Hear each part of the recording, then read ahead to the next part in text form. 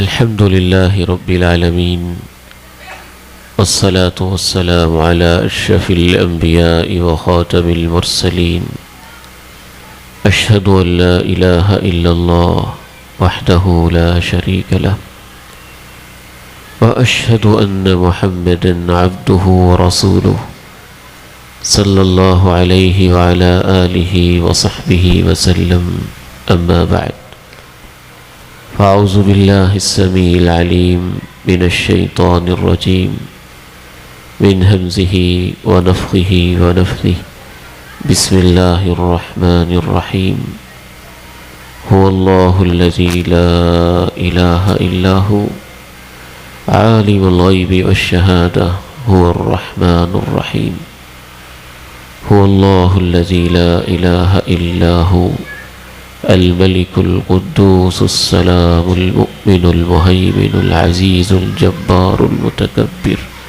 سبحان الله عما يشركون هو الله الخالق البارئ المصور له الأسماء الحسنى يسبح له ما في السماوات والأرض وهو العزيز الحكيم.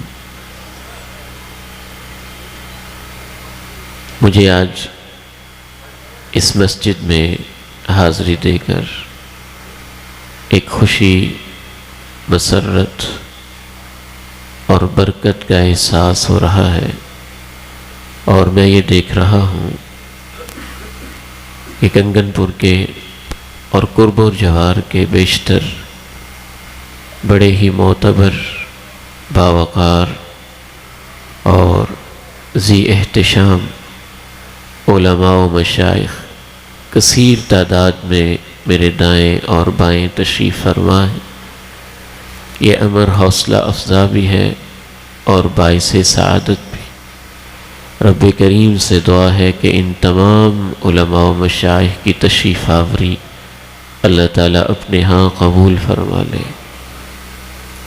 اور اس مسجد کے سابق خطیب جو اپنے رب کے پاس جا چکے حضرت مولانا رفیق انور رحمہ اللہ، ان کی قبر کو اللہ جنت کا باغیچہ بنائے اور اس مسجد کو ان کے لیے صدقہ جاریہ بنائے.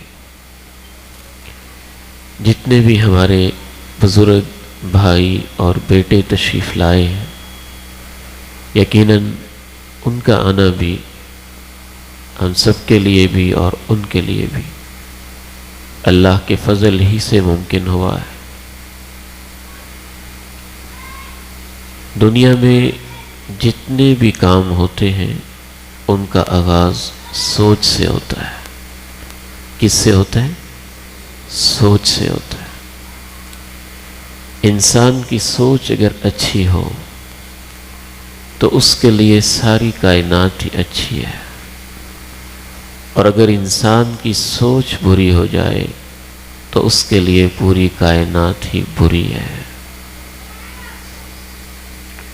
آپ اندازہ کیجئے، ہم تو انسان ہیں جن کی سوچ بری تھی، انہوں نے اللہ کے بارے میں کہا ان اللہ فقیر، اللہ فقیر ہے، صدقہ مانگتا ہے.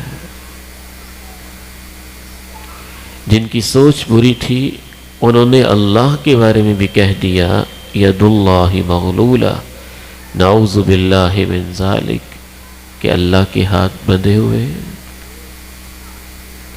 جن کی سوچ بری تھی انہوں نے امام کائنات علیہ السلام کے بارے میں کہہ دیا یہ ساحر ہے اور مجنون ہے. جن لوگوں کی سوچ بری ہو گئی انہوں نے نعوذ باللہ امہات المومنین رضی اللہ عنہن ان کے بارے میں کہہ دیا کہ انہوں نے نعوذ باللہ زہر گھول کے اللہ کے نبی علیہ السلام کو پلا دی تھی. تو آج کی ہماری ملاقات اس بارے میں ہوگی کہ سوچ اچھی کیسے رکھنی ہے، چونکہ یہ ایک طویل موضوع ہے اور اس کا ایک حصہ میں نے آپ کے سامنے رکھنا ہے. اللہ کے بارے میں سوچ اچھی کیسے رکھنی ہے. خصوصاً اس میں سے بھی صرف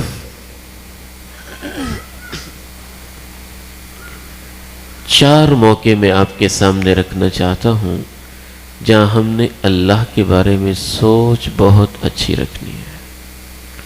پہلا موقع ہے جب میرے اور آپ کے اوپر کوئی گھریلو پریشانی آ جائے، بیماری آ جائے، تکلیف آ جائے، آفت آ جائے، کوئی جنازہ اٹھانا پڑے، کوئی میت دیکھنی پڑے، جوان بیٹے کی لاش کو کندھا دینا پڑے، جوان بیٹی کے جنازے کو دیکھنا پڑے، مصیبتیں، پریشانیاں، معاشی معاشرتی مشکلات، ان کے سیلاب آپ کے اوپر امڑ آئیں، تو جن کی سوچ اچھی نہیں ہوتی وہ ان حالات کے اندر کبھی قبر کی ڈھیری پہ جاتے ہیں، کبھی تعویذ کا سہارا لیتے ہیں، کبھی کسی منکے کا سہارا لے لیتے ہیں، کبھی کسی گھوڑے کی پوجا کر لیتے ہیں، کبھی گائے کے سامنے گھٹنے ٹیک لیتے ہیں، کبھی بت کے سامنے چلے آتے ہیں،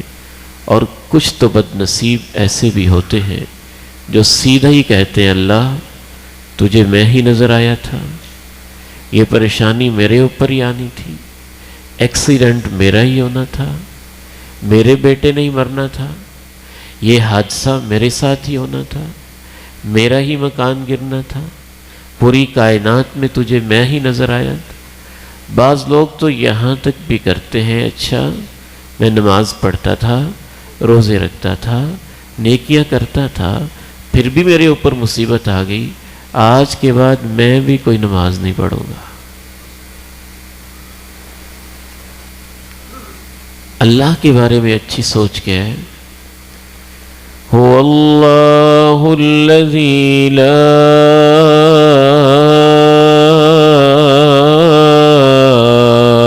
الہ الا هو عالم الغیب والشہادۃ هو الرحمن الرحیم۔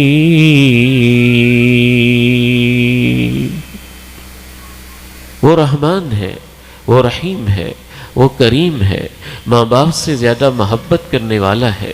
اس نے مجھے پانی کی بوند پہ نقشے بنا بنا کے پالا ہے، میں ماں کے پیٹ میں تھا، وہاں اس نے میری خوراک کا انتظام کیا ہے، نہ وہاں کوئی ونڈو تھی، نہ وہاں کوئی کھڑکی تھی، نہ وہاں کوئی نالی تھی، نہ خوراک پہنچانے کا انتظام تھا، پانی کی بوند پہ اس نے میرے نقش و نگار بنائے ہیں، میں خون کا لوتھڑا تھا، اس نے خون کے لوتھڑے کے اندر ہڈیاں پیدا کی ہیں، پھر ہڈیوں کے اوپر اس نے گوشت پوست چڑھایا ہے، اس گوشت پوست کے اوپر اس نے محبت کے ساتھ کہیں چھوٹی انگلی بنائی ہے، کہیں درمیانی بڑی انگلی بنائی ہے، کہیں انگوٹھا فٹ کر دیا ہے، کہیں پورے بنائے ہیں، کہیں لکیریں کھینچی ہیں، کہیں تھمب امپریشن بنایا ہے، کہیں جوڑ بنائے ہیں، کہیں ناخن فٹ کیے ہیں، اور ناخن بھی ایسے فٹ کیے ہیں، میرے ہاتھ کو ایسے بنایا ہے، میں اس کو یوں کر لوں تو اس سے باریک ایک سوئی پکڑ لیتا ہوں، میں اس کو یوں کر لوں تو اس سے پتھر اٹھا لیتا ہوں، میں اس سے یوں کر لوں تو یہ دعا بن جاتے ہیں، میں اس کو یوں کر لوں تو یہ طاقت بن جاتے ہیں، میں اس کو جیسے چاہتا ہوں استعمال کر سکتا ہوں۔ وہ تو میرا رب ہے، اس نے مجھے بڑی محبت کے ساتھ پیدا کیا ہے، پھر میں بند کوٹھڑی کے اندر تھا، نکلنے کے راستے ہی نہیں تھے، ثم السبیل یسرا، اسی نے تو نکلنے کے انتظام کیے تھے۔ جیسے ہی میں نے اس کھلی کائنات میں آنکھ کھولا، مجھے دودھ کی ضرورت تھی تو ماں کی چھاتی میں اس نے دودھ کی نہریں میرے لیے رواں کر دی تھیں۔ میں تو ایک دن کا ایسا بچہ تھا، نہ چل سکتا تھا، نہ پھر سکتا تھا، نہ پکڑ سکتا تھا، نہ بول سکتا تھا، نہ تأثرات کا اظہار کرتا تھا۔ اس نے میری ماں کے سینے میں میرے لیے اتنی محبت ڈال دی کہ وہ میرے لیے جیتی تھی، میرے لیے مرتی تھی، مجھ سے وہ پیار کرتی تھی، مجھے سانس چاہیے تھا، اس نے ٹنوں ٹن ہواؤں کے انتظام کر دیے، مجھے پانی چاہیے تھا، زمین کے سینے کے نیچے اس نے میرے لیے پانیوں کے ذخیرے ودیعت کر دیے، مجھے روشنی کی ضرورت تھی، اس نے سورج کو بھیجا میرے بندے کو ضیاء کی ضرورت ہے، اسے روشنی پہنچاؤ۔ رات کے اندھیروں کی ضرورت تھی پرسکون نیند کے لیے، اس نے چاند کو بھیج دیا۔ وہ تو میرا رب ہے، اس نے میرے ساتھ بڑے احسانات کیے ہیں۔ میں گناہ کرتا رہا، وہ پردے ڈالتا رہا، میں خطائیں کرتا رہا، وہ معاف کرتا رہا، میں غلطیاں کرتا رہا، وہ درگزر سے کام لیتا رہا، میں گناہ کے اوپر گناہ، پاپ کے اوپر پاپ کرتا ہی رہا، اس نے مجھے پکڑا ہی نہیں۔ اگر وہ چاہے تو ادھر گناہ ہو، ادھر زبان کو فالج ہو جائے، ادھر انسان جھوٹ بولے اور اس کی زبان شل ہو جائے۔ اگر وہ چاہے ادھر ہاتھ گناہ کرے اور ہاتھوں پہ راشا تاری ہو جائے، اگر وہ چاہے ادھر غلط چل کے جائیں اور وہ زمین کو پھاڑ دے۔ وہ تو بڑا رحیم ہے، اس نے تو کبھی میرے ساتھ ایسا کیا ہی نہیں ہے۔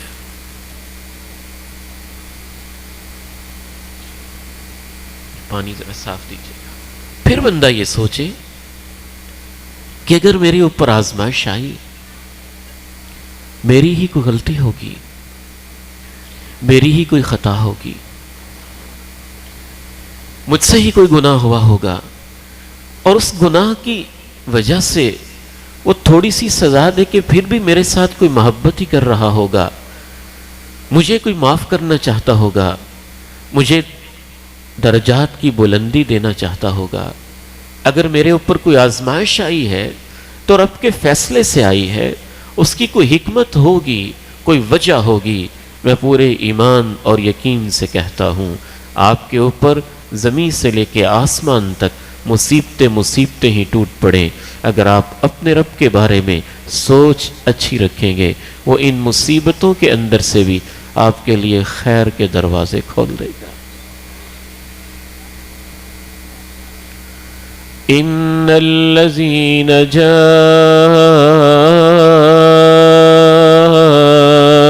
بالإفك عصبة منكم لا تحسبوه شرا لكم بل هو خير لكم لكل امرئ منهم ما اكتسب من الإثم والذي تولى كبره منهم له عذاب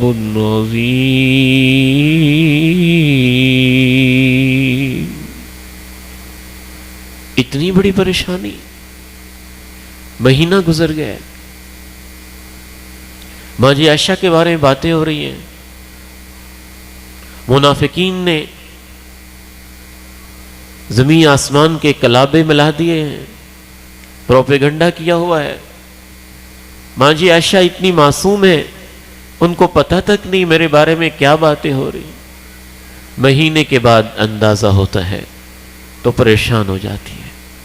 اب اچھی سوچ کا یہ مطلب نہیں ہماری آنکھوں میں آنسو نہ آئے، جس کا دل نرم ہوتا ہے آنسو تو آ ہی جاتے۔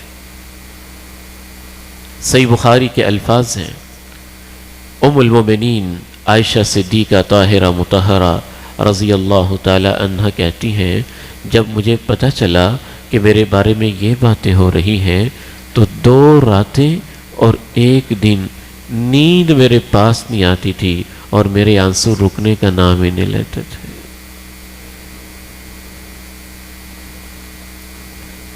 پھر ایک دن امام کائنات تشریف لائے۔ آپ تصور کیجئے اس وقت ام المومنین کی کیا کیفیت ہوئی ہوگی۔ آپ بیٹھے ہیں، تشریف فرما ہے، ام رومان بیٹھی ہیں، جناب صدیق بیٹھے ہیں، ام المومنین بیٹھی ہیں۔ آپ نے کہا عائشہ، انسان سے غلطی ہو جاتی ہے، اگر آپ سے کوئی خطا ہو گئی ہے تو آپ اللہ سے توبہ کر لیں۔ اللہ اکبر کبیرہ۔ میرے بیٹوں، میری بیٹیوں، میرے بھائیوں، میری بہنوں اور میرے بزرگوں اور میری ماؤں، ہم تو واقعات سن رہے ہیں، لیکن ام المومنین عائشہ صدیقہ طاہرہ مطہرہ کے سینے پہ یہ الفاظ بجلی بن کے کیسے گرے تھے۔ آپ تصور یہاں سے کریں کہ ام المومنین کہتی ہیں کہ مجھے تو رونا ہی بھول گیا، میں سکتے میں آ گئی کہ یہ میرے شوہر نامدار امام کائنات میرے بارے میں کیا کہہ رہے ہیں۔ کہتی میں اتنی پریشان ہوئی کہ میں نے بہت سوچا میں قرآن کا کون سا حصہ پڑھوں، حتیٰ کہ اس پریشانی میں مجھے جناب یعقوب علیہ السلام جو پیغمبر ہیں ان کا بھی نام بھول گیا، اور میں نے کہا میں وہی کہتی ہوں جو یوسف کے ابو نے کہا تھا، انما اشکو بثی وحزنی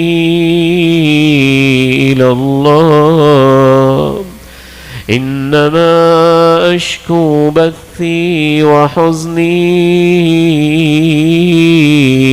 الی اللہ۔ کیا سوچ تھی ماں جی عائشہ کی؟ انہوں نے یہ نہیں سوچا اللہ یہ میرے اوپر الزام لگنا تھا، میں اتنے مقدس گھرانے سے تعلق رکھتی ہوں، میرے باپ کو لوگ صدیق کہتے ہیں، میرا شوہر امام کائنات ہے، میرا حجرہ ریاض الجنہ ہے، مسجد نبوی کی ہمسائیگی میں رہتی ہوں، جہاد کی راہوں میں نکلی ہوں، اے اللہ یہ الزامات، یہ طوفان بدتمیزی، یہ منافقین کے پروپیگنڈے، یہ میرے خلاف ساری کی ساری سازشیں میرے ہی خلاف ہونی تھیں، نہیں، سوچ اچھی رکھی، کہا مجھے یقین تھا، مجھے اپنے رب پہ یقین تھا، اللہ کوئی طریقہ بنائے گا اور اپنے پیغمبر کو خواب کے اندر بتا دے گا کہ میں پاک دامن ہوں، میں نے کوئی غلطی نہیں کی ہے، میں نے کہا اللہ میں اپنے غم اپنے دکھ تیرے سپرد کرتی ہوں، اس آزمائش سے تو ہی مجھے نکال سکتا ہے۔ ماں جی عائشہ صدیقہ طاہرہ مطہرہ رضی اللہ عنہا کہتی ہیں مجھے یہ تو یقین تھا کہ اللہ میری براءت نازل کر دے گا، لیکن میں اپنے آپ کو اتنی اونچی ہستی نہیں سمجھتی تھی کہ اللہ میرے بارے میں قرآن کی پوری 10 آیتیں ہی نازل کر دے گا، وحیًا یتلا، وہ آیتیں پڑھی جائیں گی فجر میں، مغرب میں، عشاء میں، تراویح میں، امام کائنات کے مصلی پہ، مسجد نبوی میں، حرم مکی میں، دنیا کے کونے کونے میں، مسجد الحرام میں، المسجد الاقصی میں، وہاں سے لے کے کائنات کے کونے کونے میں میرے بارے میں ایسی وحی نازل ہوگی جس کی تلاوت قرآن کا حصہ بن جائے گی اور نماز کا حصہ بن جائے گی۔ میں نے اپنے بارے میں اپنے آپ کو میں اتنا اونچا نہیں سمجھتی تھی، لیکن مجھے اپنے رب پہ یقین تھا اللہ مجھے اس آزمائش سے نکال دے گا، اور اللہ نے جو میں نے سوچا تھا میرے ساتھ اس سے بھی زیادہ محبت کی۔ کیا کہا اللہ نے، وہ الفاظ قابل غور، وہاں سے پتہ چلتا ہے سوچ کیا ہونی چاہیے۔ ان الذين جاءوا بالإفك عصبة منكم لا تحسبوه شرا لكم۔ امام کائنات پریشان، اللہ کے پیارے نبی علیہ السلام نے اپنے منبر پہ اپنی پریشانی کا کبھی صحابہ کے سامنے تذکرہ نہیں کیا۔ میرے علم کے مطابق زندگی کا یہ واحد موقع تھا کہ آپ نے اپنے منبر پہ کھڑے ہو کے کہا تھا کچھ لوگ اب میرے گھر کے بارے میں مجھے تکلیف دے رہے ہیں، انہوں نے میرے گھر کو بھی معاف نہیں کیا۔ اس سے آپ اندازہ کریں کہ آپ کی پریشانی کی نوعیت کیا تھی۔ صدیق پریشان، صدیقہ کائنات پریشان، ام رومان پریشان، لیکن اللہ کہتے ہیں ان الذین جاءوا بالافک عصبۃ منکم لا تحسبوه شرا لکم بل هو خیر لکم۔ یہ جو کچھ ہو رہا ہے اس کو اپنے حق میں برا نہ سمجھنا، تم یہی سوچنا کہ ہمارا رب اس کے اندر سے بھی کوئی خیر پیدا کر دے گا۔ ایک اور مثال لیں پھر ہم دوسرے موقع کی طرف آگے بڑھیں گے۔ جناب یعقوب پہ جو پریشانی آئی تھی وہ تھوڑی تھی، چھوٹی سی تھی۔ لوگ تو کہتے ہیں انسان کو اپنے اس بیٹے سے بھی پیار ہوتا ہے جو کالے رنگ کا ہوتا ہے کیچڑ اس کے جسم پہ ملا ہوتا ہے اور پھٹے اس نے کپڑے پہنے ہوتے ہیں اور دنیا اس کو دیکھنا پسند نہیں کرتی ہے. ماں کے لیے سب سے حسین وہی ہوتا ہے اور باپ کے لیے سب سے خوبصورت وہی ہوتا ہے. لیکن یہاں یہ عالم ہے کہ وقت کا وہ بیٹا ہے جس کو دنیا سب سے زیادہ حسین تسلیم کرتی ہے اور وقت کا حسن اللہ نے اس کے چہرے کے اوپر یوں لگتا ہے جیسے سمیٹ کے رکھ دیا ہو اور اس کو باپ کی آنکھوں سے جدا کر دیا جاتا ہے. لیکن جناب یعقوب کی سوچ کیا ہے؟ یا بنی اذهبوا فتحسسوا من یوسف، بیٹے جاؤ ڈھونڈو یوسف کو تلاش کرو. وَلَا تَيْأَسُوا مِن رَّوْحِ اللَّهِ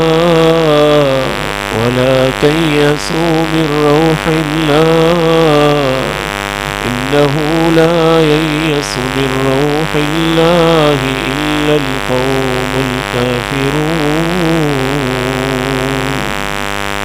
اللہ کی رحمت سے مایوس نہیں ہونا. جو کچھ بھی ہے میرا رب تو میرے ساتھ ہے نا، اس سے مایوس ہونا کافروں کا کام ہوتا ہے.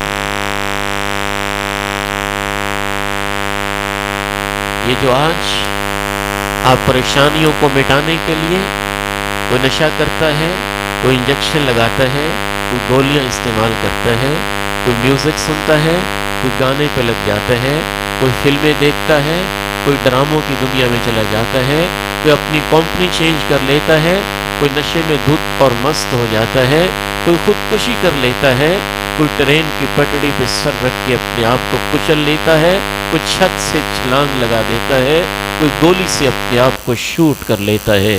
یہ سب اس وجہ سے ہے کہ جس رب نے آپ کو حوصلہ دینا تھا آپ نے اس کے ساتھ تو تعلق بنایا ہی نہیں اور اس کے بارے میں اچھا سوچا ہی نہیں کہ وہ تو ہے نا، وہ خیر کر دے گا، وہ مہربانی کر دے گا، وہ کوئی راستہ نکال دے گا. وَلَوْ أَنَّ أَهْلَ الْقُرَىٰ آمَنُوا وَاتَّقَوْا لَفَتَحْنَا عَلَيْهِمْ بَرَكَاتٍ مِّنَ السَّمَاءِ وَالْأَرْضِ. اگر آبادیوں والے ایمان لائیں، اس رب کی مان لیں اور اس کے حکموں کو مان کے زندگی بسر کریں، ہم زمین سے بھی برکتوں کے دروازے کھول دیں گے اور آسمانوں سے بھی برکتوں کے دروازے ہی کھول دیں. رسول اللہ صلی اللہ علیہ وسلم ارشاد فرماتے ہیں، یقول اللہ تعالی، اللہ تعالیٰ کہتا ہے، انا عند ظن عبدی بی، میں اپنے بندے کے ساتھ ویسے ہی کرتا ہوں جیسے میرے بارے میں سوچتا ہے. ہندو نے سوچا بدھ کے سامنے جاؤں گا تو پریشانی دور ہوگی، وہ رب العالمین ہے. اللہ نے کہا تیری پریشانی ایسے دور کر دوں گا. جیسے کوئی سوچے گا اس کے ساتھ ویسے ہی ہوگا. اللہ اس کے ساتھ ویسے ہی سلوک کرے گا. تو پہلا موقع اللہ کے بارے میں اچھی سوچ تب بھی رکھنی ہے جب زندگی میں پریشانیاں آ جائیں. اچھی سوچ کیسے رکھنی ہے؟ اس حال میں پھر سجدوں میں آ جانا ہے، صبر کا دامن تھامنا ہے، اللہ کی حکمتوں پہ یقین رکھنا ہے، اللہ کے فیصلوں کو مان لینا ہے، سر تسلیم کو خم کر دینا ہے، لمبی تہجد کر دینی ہے، دعائیں طویل کر دینی ہے، ذکر زیادہ کر دینا ہے، راتوں کو اٹھنا ہے، سحری کے وقت میں اس سے باتیں کرنی ہے. اللہ تو نے تو پریشانیاں دور کرنی ہے، تیرے علاوہ کون ہے، اس کو پکارنا ہے. یا ایھا المزمل قم اللیل الا قلیلا. امام کائنات پہ جب پریشانیاں ٹوٹ رہی تھیں تو اللہ آپ سے یہی کہہ رہا تھا کہ آپ نے راتوں کو میرے سامنے کھڑے ہونا ہے.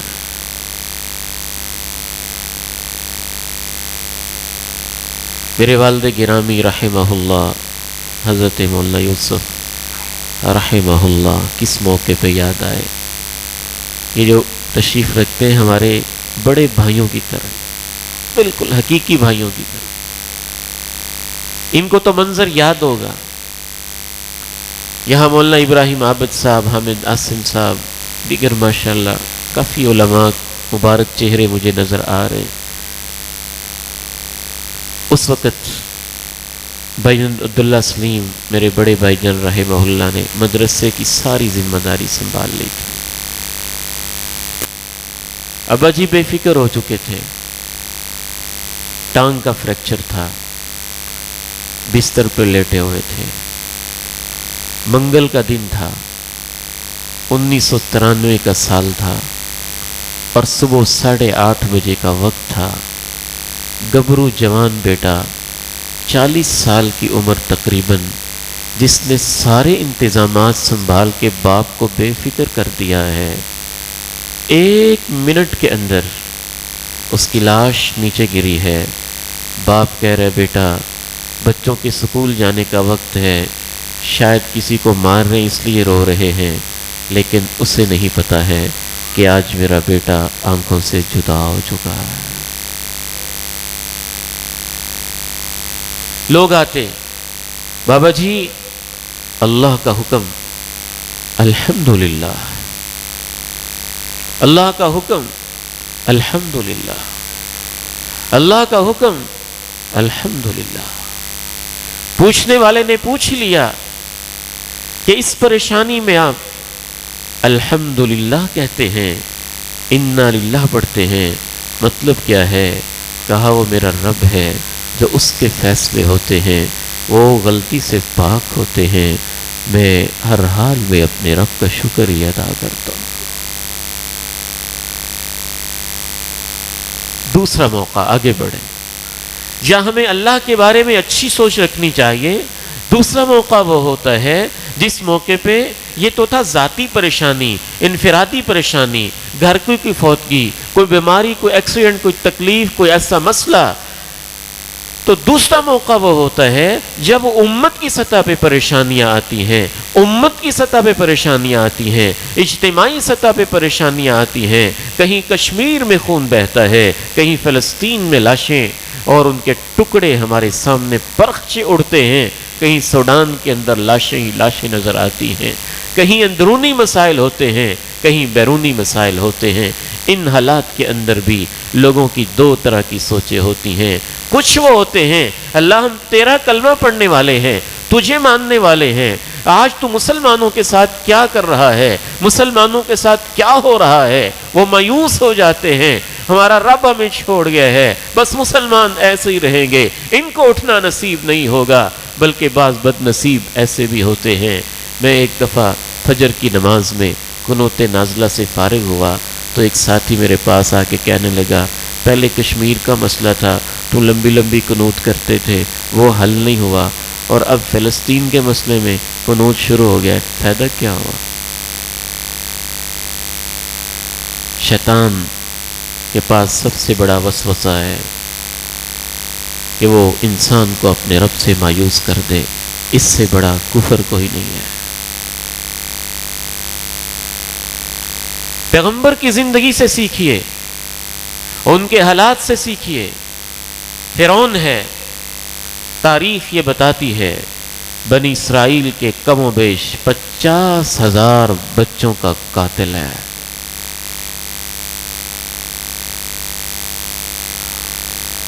بگار پہ رکھتا ہے، مزدوریاں کرواتا ہے، مشقتیں دیتا ہے. جناب موسیٰ تشریف لاتے ہیں، اپنی قوم کو سمجھاتے ہیں، اللہ کا حکم ہوتا ہے راتوں رات ان کو لے کے چلو. چل پڑتے ہیں. فرعون تعاقب کرتا ہے اور تعاقب کرتے کرتے پیچھے پہنچ جاتا ہے. یہاں بھی سوچیں 2 ہو جاتی ہیں. اب ایک سوچ مایوسی والی ہے، جو مایوسی والی سوچ ہے یہ کام نہیں کرتے، یہ کوئی اچھا طریقہ نہیں ہوتا، اللہ تعالیٰ آپ کو برکت دے. ایک سوچ مایوسی والی ہے. مایوسی والی سوچ کیا ہے؟ مایوسی والی سوچ یہ ہے کہ وہ کہتے ہیں موسیٰ جب تو نہیں آیا تھا تب بھی ہم تنگ تھے، اب تو آ گیا تو نجات تو نہیں ملی، اب بھی ہم تنگ ہیں. اور اب تو آپ نے ہمیں مروا ہی دیا.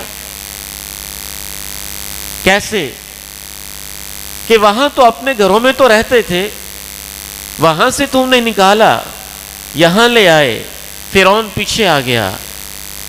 جب انسان مایوس ہوتا ہے تو وقت کے پیغمبر کو بھی معاف نہیں کرتا. شیطان کے پاس اس سے بڑا حربہ ہی کوئی نہیں ہے کہ انسان اپنے رب سے مایوس ہو جائے, رب سے مایوس ہو جائے.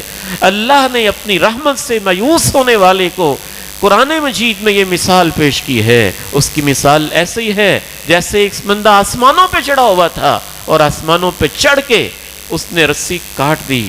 جب اس کی رسی آسمانوں سے کاٹ دی جائے تو جیسے وہ بندہ آسمانوں سے لڑکھڑاتے گرتا ہے اور ٹوٹ کے ٹکڑے ٹکڑے ہو جاتا ہے, رب سے مایوس ہونے والا اس سے بھی زیادہ اس کا برا حال ہوتا ہے.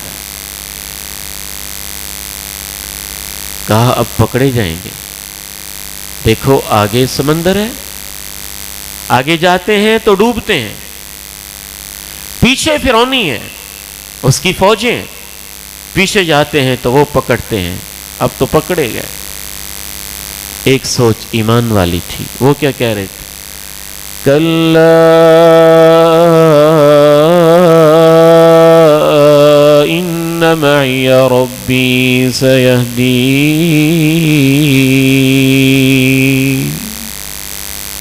کَلَّا إِنَّ مَعِيَ رَبِّي سَيَهْدِينِ. غلط پکتے ہو تم, ہرگز ایسے نہیں ہوگا. میرا رب, مجھے یقین ہے, میرے ساتھ ہے. بے شک آگے سمندر ہے, بے شک پیچھے فرعون کی فوجیں ہیں, میرا رب تو ہے نا, وہ نکلنے کے کوئی نہ کوئی راستے پیدا کر ہی دے گا.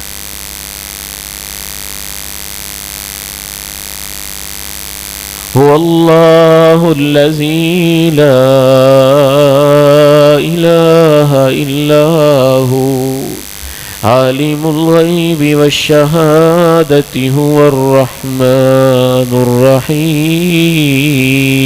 الرحيم. مدینہ منورہ ہے.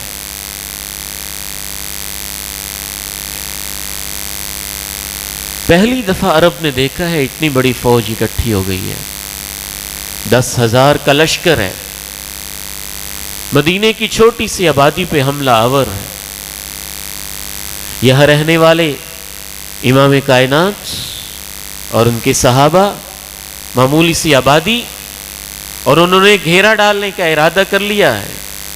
صحابہ سے مشورہ کیا ہے, انتظام اپنے کیے ہیں, ہاتھ پاؤں مارے ہیں, محنت کی ہے, کوشش کی ہے. اچھی سوچ کا یہ مطلب نہیں ہے بندہ کچھ کرے نہ, محنت نہ کرے, حرکت نہ کرے, کوشش نہ کرے, ظاہری اسباب کو بروئے کار نہ لائے. یہ سب کچھ آپ نے کیا ہے, مشورہ بھی کیا ہے. لشکر آ رہا ہے, مقابلہ کیسے کرنا ہے, جنگ کیسے کرنی ہے, بڑے خوبصورت مشورے ملے ہیں. جناب سلمان نے کہا ہے ہمارے علاقے میں جب اس طرح کا کوئی مسئلہ ہو تو ہم بڑی ساری ایک کھدائی کرتے ہیں, اور اس کھدائی اتنی چوڑی کرتے ہیں کہ دشمن اس کو پار نہ کر سکے. اس طرح کی خندق نما ہم کھدائی کر لیتے ہیں. مشورہ قبول کیا گیا ہے, کھدائی شروع ہو گئی ہے. اس کھدائی کے دوران لشکر پہنچ چکا ہے. 10,000 کا دشمن, بدترین دشمن پہنچ چکا ہے, اور یہ مدینہ کی تھوڑی سی آبادی کے لوگ اندر قید کی طرح محصور ہو چکے ہیں. یہاں بھی سوچیں دو ہو گئی ہیں. منافق کہہ رہے ہیں مارے گئے, مارے گئے, مارے گئے. بچے بھی ادھر ہیں, عورتیں بھی ادھر ہیں, ہم اندر پھنسے ہوئے ہیں. امام کائنات علیہ السلام کیا کہہ رہے ہیں؟ جب پتھر ہٹایا نہیں جاتا, صحابہ آپ کو بلاتے ہیں, کدال پکڑ کے پتھر پہ مارتے ہیں, ایک چمک سی اٹھتی ہے, اور آپ کہتے ہیں میں دیکھ رہا ہوں کیسر کے خزانے اللہ نے مجھے دے دیے ہیں. دوسری چٹان پہ پتھر مارتے ہیں, کہتے میں دیکھ رہا ہوں کسرا کی چابیاں اللہ نے میری امت کو دے دی ہیں. منافق پھر بھی کہتے ہیں, حتیٰ کہ ان کے یہ الفاظ ہیں, یہ الفاظ تھے ان کے منافقوں کے, کہ قضائے حاجت کے لیے ہم جاتے ہیں تو ڈر لگتا ہے, اور یہ کہتے ہیں کیسر و کسرا کی چابیاں مل گئی. قرآن نے جامع نقشہ کھینچا. الذين قال لهم الناس إن الناس قد جمعوا لكم فاخشوهم فزادهم إيمانا.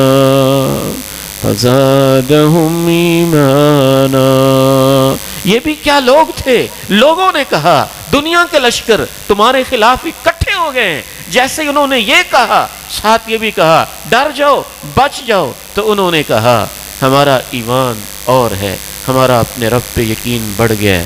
حسبنا اللہ ونعم الوکیل. اللہ تو ہمارے ساتھ ہے نا. تو کیسے بچایا اللہ نے, کیسی مدد کی, کیسی نصرت کی. احسب الناس ان يتركوا ان يقولوا آمنا وهم لا يفتنون. کیا لوگ یہ سمجھتے ہیں کہ اللہ کی طرف سے کوئی آزمائش آئے گی؟ نہیں. مکہ میں تھوڑی آزمائشیں تھیں, دین کی وجہ سے تھیں. وہ تو پہلا سلسلہ تھا, پہلا موقع تھا کہ اپنے گناہوں کی وجہ سے پریشانیاں آتی ہیں, مصیبتیں آتی ہیں. اب دوسرا حصہ میں آپ کے سامنے عرض کر رہا ہوں. بعض دفعہ گناہ نہیں ہوتے, دین کے اوپر اللہ رب العزت چلنے کی وجہ سے مزید درجے بلند کرنا چاہتا ہے. آزمائشیں آ رہی ہوتی ہیں, تکلیفیں آ رہی ہوتی ہیں. یہ جو گلاس ہے یہ گلاس نہیں بن سکتا تھا جب تک ایک پروسیس سے نہ گزرے. یہ ٹیبل نہیں بن سکتا تھا جب اس کے اوپر رندہ نہ چلایا جائے, اس کو نرم نہ کیا جائے, اس کے اوپر محنت نہ کی جائے, جب تک اس کی لکڑی کو چیرا نہ جائے. یہ فرنیچر نہیں بن سکتا تھا جب تک ایک پروسیس سے نہ گزرے. اہل ایمان کا ایمان بعض دفعہ پورا ہی نہیں ہوتا جب تک وہ آزمائشوں سے گزرتے ہیں. جب بلال کو مکہ کی گلیوں میں گھسیٹا جاتا ہے تو پھر ہی اس کے اندر سے وہ بلال پیدا ہوتا ہے جو زمین پہ چلتا ہے اور اس کے قدموں کی چاپ جنت میں سنائی دیتی ہے. جب خبیب کو سولی کے پھندے پہ لٹکایا جاتا ہے تو پھر اسی کے اندر سے وہ خبیب پیدا ہوتا ہے جو سج دج کے مقتل کی طرف یوں جاتا ہے. علی ای جنب کان للہ مصرعی وذلک فی ذات الالہ وان یشاء یبارک علی اوصال شلو ممزعی. یا اللہ تیری خاطر ہے, تو چاہے گا تو میری لاش کے ٹکڑوں کو بھی مبارک بنا دے گا. صحابہ کی جماعت تیاری ایسے ہوتی ہے, اس کا پروسیس یہ ہوتا ہے. سونے کی کان سے ڈائریکٹ نکل کے تو سونا ہار نہیں بنتا, زیور نہیں بنتا. اس کو سونار کی بھٹی سے گزرنا ہی پڑتا ہے, تبھی جا کے وہ گلے کا ہار بنتا ہے, کانوں کی زینت بنتا ہے, کسی کا سنگار بنتا ہے, کسی کا سندور بنتا ہے. بین ہی اسی طرح سے اہل ایمان کے اوپر آزمائشیں جب آ رہی ہوتی ہیں تو اہل ایمان کو ان میں مایوس نہیں ہونا چاہیے. آج جو کچھ غزہ میں ہو رہا ہے, فلسطین میں ہو رہا ہے, ہماری آنکھوں کے سامنے ہے.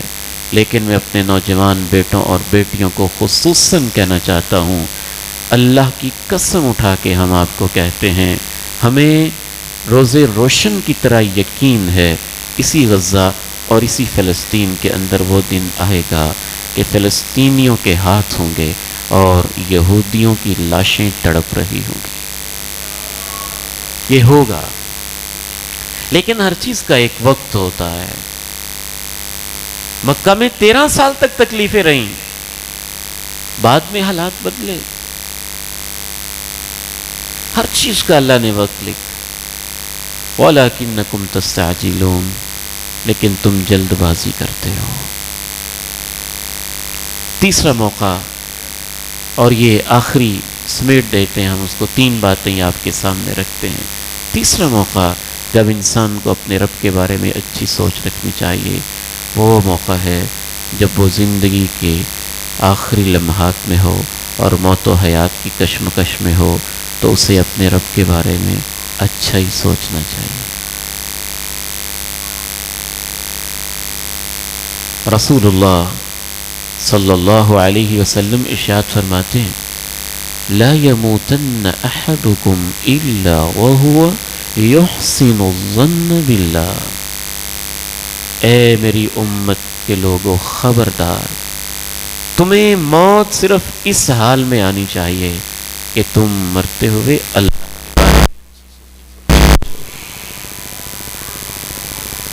ابا جی رحمہ اللہ نے اپنے ایک شاگرد کو بلایا، حاجی جوہر صاحب، کہنے لگے مجھے ذرا صحیح بخاری سناؤ۔ جب زیادہ تکلیف تھی تو صحیح بخاری جب وہ کھولنے لگے نا، کہنے لگے جوہر عذاب والی حدیث خوشخبریوں والی سنانی، رحمت والی سنانی، رحمت والی سنانی۔ تو مرتے ہوئے خصوصاً حسن ظن ہونا چاہیے کہ اللہ خیر کرے گا۔ ایک اعرابی مر رہا تھا اور اس کے پاس بیٹھی اس کی ماں رو رہی تھی، اور زیادہ ہی رو رہی تھی۔ اس نے کہا ماں جی کیوں روتی ہو؟ کہا بیٹے تم اللہ کے پاس جا رہے ہو، قبر، حشر، پلسرات، جہنم، بڑے سخت مرحلے، پتہ نہیں کیا بنے گا۔ کہا ماں جی اگر فرض کریں میری روح فرشتے تیرے حوالے کر دیں کہ جاؤ اللہ نے کہا ہے اس کی ماں کے حوالے کر دو، جو اس کی ماں فیصلہ کرے گی مجھے منظور ہے، تو کیا فیصلہ کرو گی؟ کہا بیٹے اچھا ہی فیصلہ کروں گی۔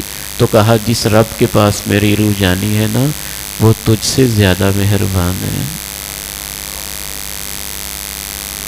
ان الذين قالوا ربنا الله ثم استقاموا تتنزل عليهم الملائكة ألا تخافوا ولا تحزنوا وأبشروا بالجنة التي كنتم توعدون۔ مبارک ہو، جنت کی مبارک۔ سیدہ آسیہ موت و حیات کی کشمکش میں، مفسرین نے لکھا ہے، اصل واقعہ تو قرآن کا ہے، تشریحات مفسرین کی ہیں۔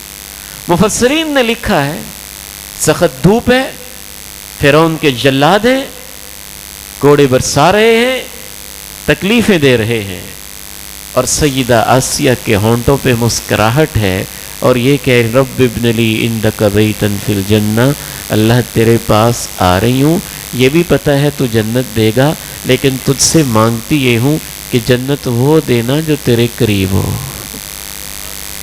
رب ابن لی عندک بیتا فی الجنہ ونجنی من فرعون وعملہ ونجنی من القوم الظالمین۔ بھائی جان ابا جی ایک دفعہ مجھے کہنے لگے بیٹا اتنی بڑی جنت ہے، ساتوں آسمان سب سے چھوٹی کو اللہ نے وہ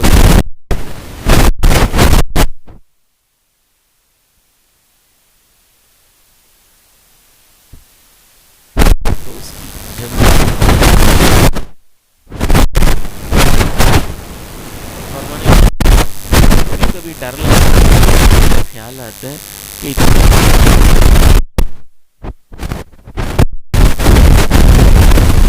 کے لیے بنائی ہو تو اللہ نے ہمارے لیے بنائی۔ حوصلہ، اچھی امید، اچھی سوچ اللہ کے بارے میں رکھنی چاہیے۔ سیدنا بلال رضی اللہ تعالیٰ خصوصاً مرتے ہوئے رب کے پاس جا رہے ہیں، اہل علم نے لکھا ہے زندگی میں، جوانی میں اللہ کا خوف غالب ہونا چاہیے، لیکن مرتے ہوئے امیدیں غالب ہونی چاہیے، رحمت کا تذکرہ ہونا چاہیے، اللہ کے اوپر سہارا اور توکل ہونا چاہیے، اور یہ خیال ہونا چاہیے کہ اللہ میرے ساتھ مہربانی والا، خیر والا معاملہ کرے گا۔ جناب بلال جا رہے ہیں ساتھ ہی پوچھتے ہیں بلال کیسے ہو؟ کہا فکر کی کوئی بات نہیں، غدن نلقى الأحبة محمدا وحزبا، بڑی لمبی جدائیاں پڑ چکی ہیں، امام کائنات سے اداسیاں ہیں، ادھر میری روح نکلے گی، جنت میں ان سے ملاقات ہو جائے گی۔ آخری بات عرض کر کے اجازت چاہتا ہوں۔ اب اس کا یہ مطلب نہیں ہے کہ بندہ اچھی سوچ سوچے اور نیکی کوئی نہ کرے۔ اگر آپ کی سوچ اچھی ہو، مثال سے ذرا آپ نے غور کرنا ہے، اگر آپ کی سوچ اچھی ہو کہ میری زمین بڑی قیمتی ہے، اس میں بیج بوؤں گا نا تو پتہ نہیں کتنے من اٹھاؤں گا، یہ تو اللہ نے مجھے بڑی زرخیز زمین دی ہے۔ اگر آپ کی سوچ اپنی زمین کے بارے میں یہ ہو کہ بڑی قیمتی ہے، بیج بھی میرے پاس موجود ہے، تو پھر آپ زمین کے اندر بیج بکھیر کے محنت کرتے ہیں یا ہاتھ پہ ہاتھ رکھ کے بیٹھ جاتے ہیں میری سوچ بڑی اچھی ہے، زمین بھی بڑی اچھی ہے، خود ہی سارا کچھ اگائے گا؟ بتائیں نا ذرا۔ محنت کرتے ہیں کہ بس سوچ کے بیٹھ جاتے ہیں؟ محنت کرتے ہیں۔ اگر آپ کی سوچ یہ ہو کہ اللہ نے مجھے بڑی اچھی لوکیشن پہ دکان دی ہے، میں جاؤں گا، اللہ مجھے پرافٹ دے گا، نفع دے گا، تو پھر آپ صبح صبح جا کے دکان کھولتے ہیں یا کہتے ہیں چونکہ لوکیشن بھی اچھی ہے، دکان بھی اچھی ہے، گاہک بھی بڑے آتے ہیں، تو بس ٹھیک ہے بیٹھا رہتا ہوں، تالا لگا دیتے ہیں؟ پھر تو زیادہ محنت کرتے ہیں نا آپ۔ تو امام ابن قیم رحمہ اللہ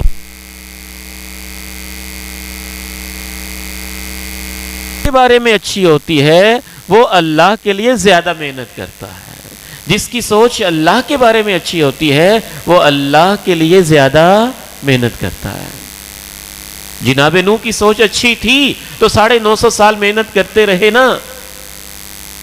جناب موسیٰ کے یہی ویژن تھا تو محنت کرتے رہے، صحابہ کرام کا یہی ویژن تھا تو محنت کرتے رہے۔ اگر آپ نے اچھی سوچ کا یہ مطلب سمجھ لیا ہے کہ محنت کوئی نہیں کرنی، نیکی کوئی نہیں کرنی، کام کوئی نہیں کرنا، دین کے لیے کوشش کوئی نہیں کرنی، تو پھر یہ آپ کی اچھی سوچ نہیں ہے، یہ شیطان کا وسوسہ ہے۔